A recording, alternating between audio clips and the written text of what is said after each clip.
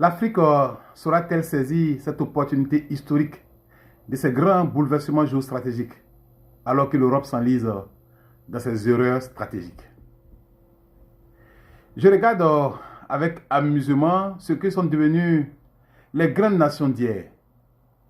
Enfin, du moins, ce que sont les nouveaux leaders qui les incarnent aujourd'hui.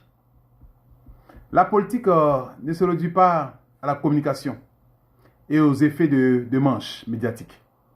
Elle est avant tout la capacité des leaders à discerner à chaque tournant de l'histoire les contradictions fondamentales et secondaires afin de transformer leur engagement en actions concrètes et de bâtir la grandeur de leur nation.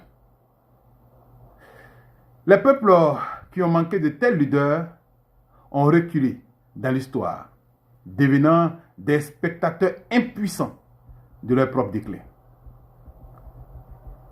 Oui, l'Europe est dans un déclin stratégique.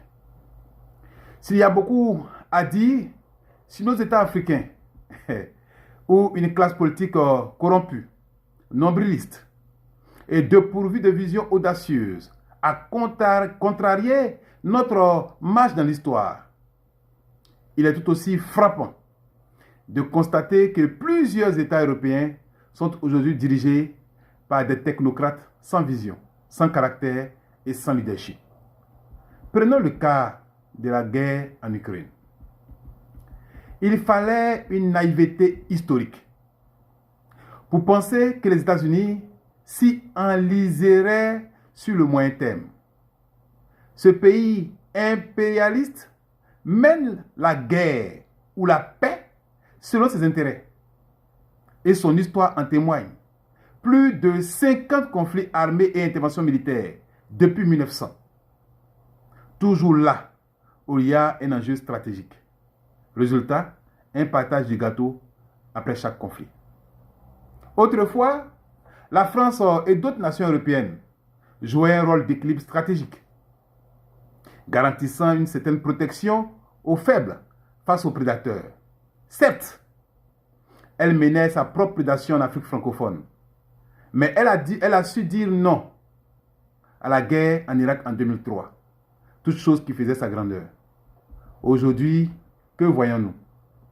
Une Europe qui suit aveuglément Washington, une administration Biden qui impose son gaz de schiste aux Européens sous prétexte des sanctions contre la Russie, un affaiblissement stratégique du continent européen pendant que les États-Unis de Trump négocient en coulisses avec la Russie pour préserver leurs propres intérêts. Washington joue ses cartes avec pragmatisme pendant que l'Europe s'enfonce dans un suivisme et une négation suicidaire. Oui, l'Europe a un leadership qui fait défaut. Un grand leader, c'est celui qui sait trouver le chemin de la paix face à un chaos prévisible. C'est celui qui reconnaît les intérêts de son propre peuple dans une situation complexe et sait manœuvrer avec lucidité. Sur ce point, les Américains ont du leadership. Les Russes ont du leadership. Les Chinois également. Mais l'Europe, par les faiblesses de ses dirigeants actuels, recule dans l'histoire. Quid de l'Afrique, qui est un tournant historique? Le monde change. Les rapports de force évoluent. L'Afrique a une opportunité historique. Le basculement des rapports géostratégiques nous ouvre de nouvelles possibilités. Nous devons choisir des leaders capables de hisser nos États vers les modernités et les prospérités partagées, sans concession. L'heure est venue d'entrer dans l'histoire par la grande porte. Force aux leaders visionnaires, force au peuple d'Afrique et du monde. Innocent Nielbin, président de Force au Peuple.